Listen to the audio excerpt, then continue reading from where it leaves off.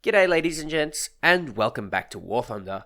I apologize if my voice sounds a little bit nasal. I've been getting some hay fever allergies, and it's the middle of spring, so this is just. I guess we're just gonna have to live with it. So, this particular tank that I'm taking out has a little bit of a backstory behind it, to be honest. It's an event tank, but the reason why I took it out isn't exactly clear cut. At first, I wasn't really fussed at all about this thing. I just didn't really care. I thought, wow, another low tier BT7. I'll grind it anyway, just in case. But, it's not something that I really anticipated or really, sought after. A lot of people did find this thing quite fun, and I just sort of brushed it away and decided to keep playing my planes and just enjoy that. Oh boy, I should have been playing this thing earlier. I decided to take this thing out with the IL-2, which is also in the lineup, but honestly, it's really good fun. It is genuinely a fun vehicle.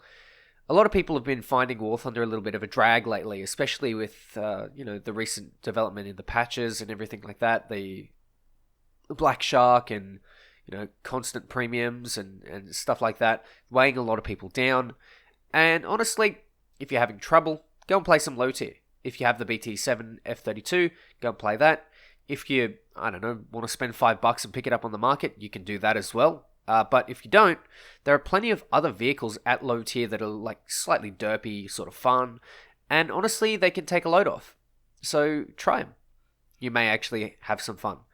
Speaking of fun, I am going to absolute town with these two tanks here. The NATO taking a shot to the front. I thought I was going to go for the driver, but honestly, I hit the engine, set it on fire. But there's a 105 Sherman looking at me, and I managed to survive somehow. You can see that Russian bias coming through. I'm on 2 crew, and one of my crew is red, so I'm not doing too well. And I shoot the suspension of the 105 Sherman, and I take him out. Very, very easy. There is an A13, and he's sitting in front of me. He's around that corner there. I'm going to wait for him to peek. I think he's going to pick this side. Maybe he's going to pick the right side. And maybe he's going to pick the left side.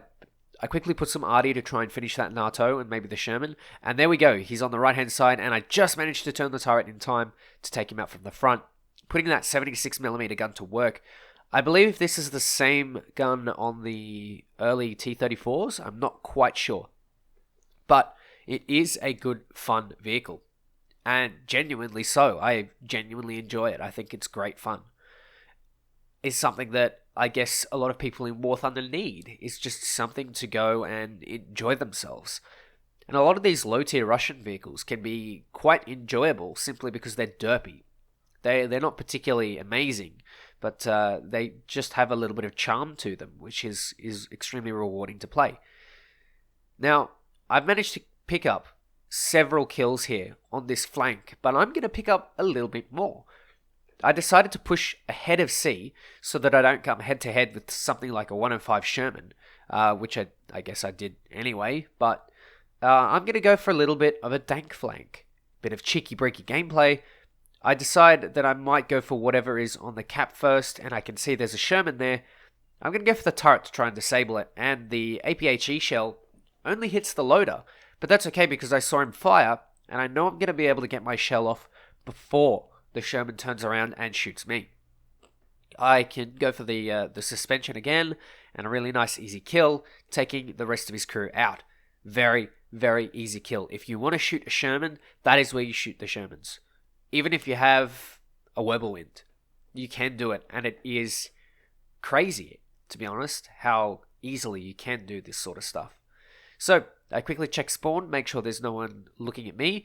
There is a Crusader in front of me, so I'm going to pop a shot into that. I've got to wait for this gun to reload, so I'm going to try and sort of stay stealthy. You can see there's a Chaffee there. Looks like he's been disabled, but I don't know if the gunner isn't up, and I put a shot into him, and it turns out, yeah, he was, and that was my bad. But, I don't know, I didn't really see that the gunner was out. The gunner could have, been out and still been up rather, and I would have put that guy in danger. So in this case, I don't know, is following me around like that warranted? I don't really think so.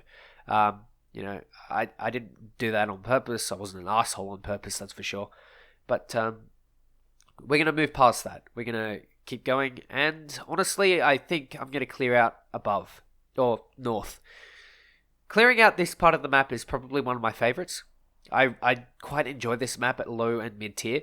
At high tier, not so much, because it's like everyone's super fast and everyone can get into every position super fast. I quite like the response time on medium tier tanks on this map.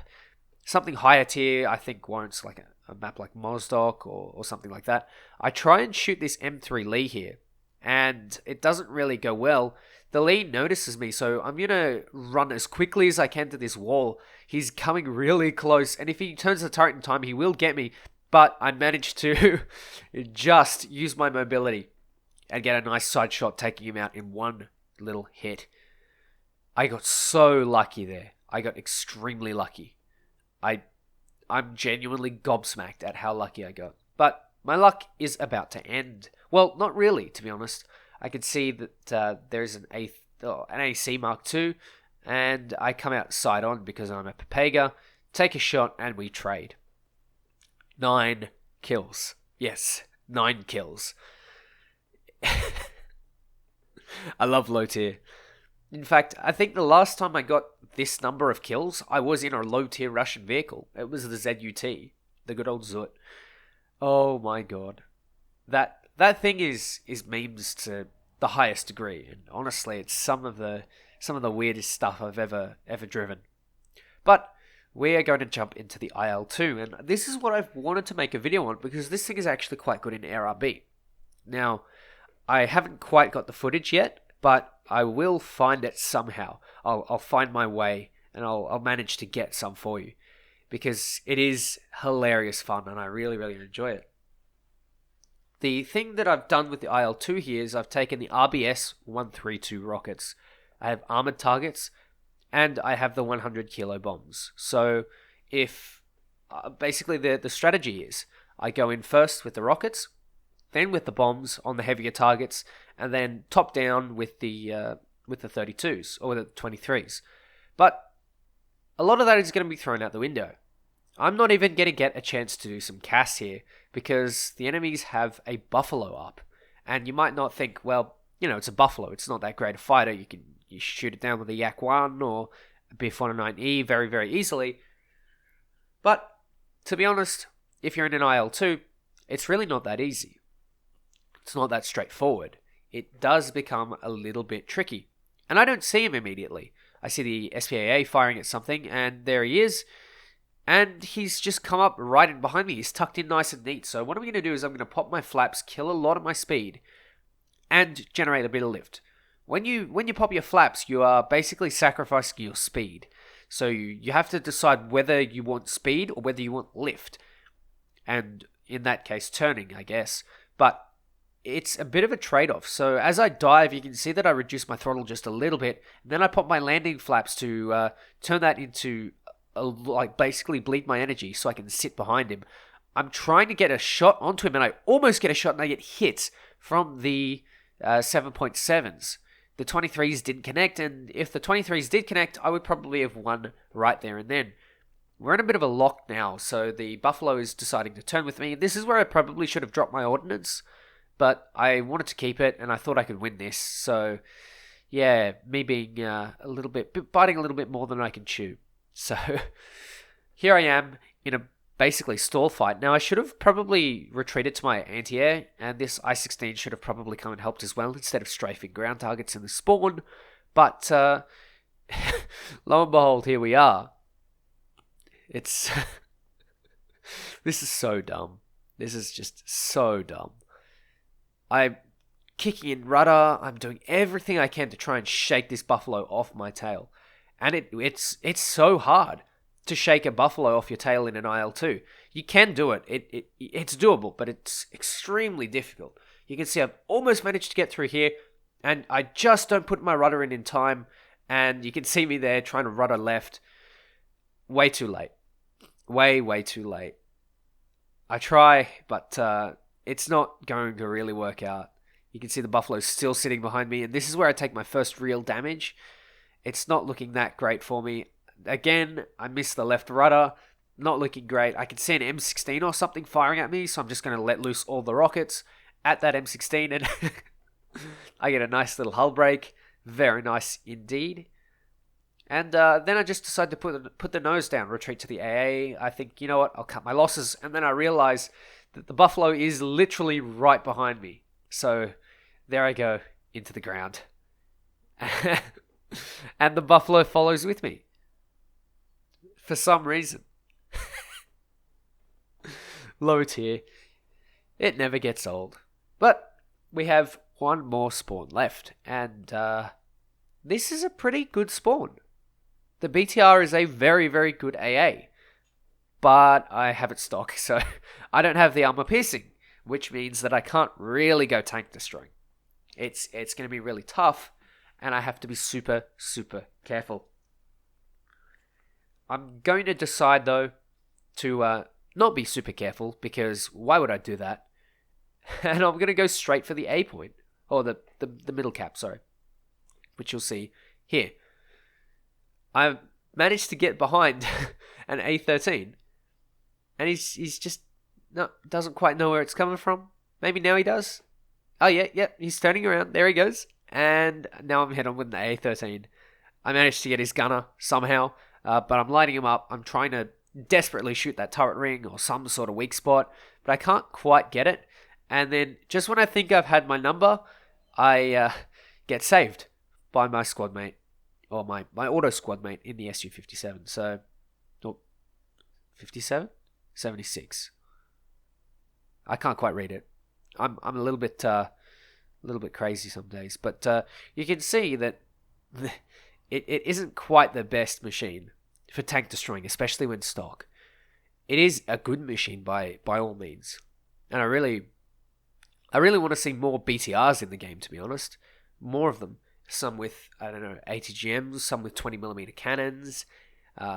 Anything in the game that will, be kind of cool. I'd love to see it. I think we have so many interesting, wheeled vehicles that we could add. And having the SPAA and, a couple of select, STKFZs, or as I like to call them, Skadoofers, because I'm a bit of a muppet.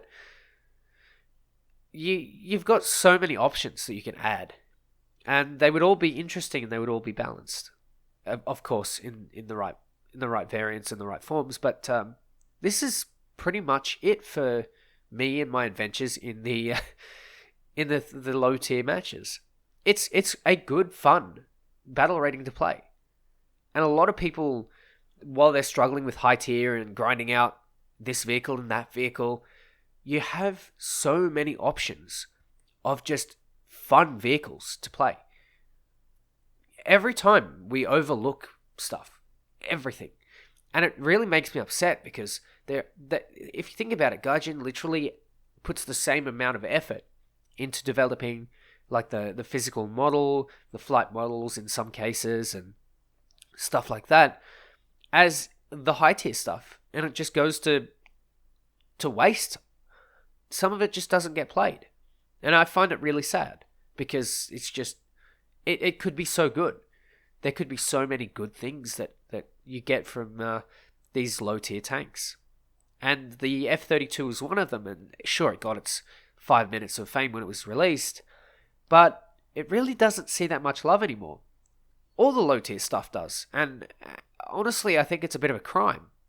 It's just really sad to see a lot of this stuff sort of just go to the wayside and not really get any love. So, my recommendation to you is go and play some low tier. Go and give it some love, and hopefully that'll, clear my nose and clear my sinuses, because this hay fever is absolutely killing me. Regardless, this tier is it has some magic about it. You don't need to always play high tier, you can play some low tier, and you'll have, in some cases, more fun than the high tier games. Anyway, ladies and gents, thank you very much for watching. All the links to Discord, everything like that, are in the description below. Take care, and I'll catch you next time.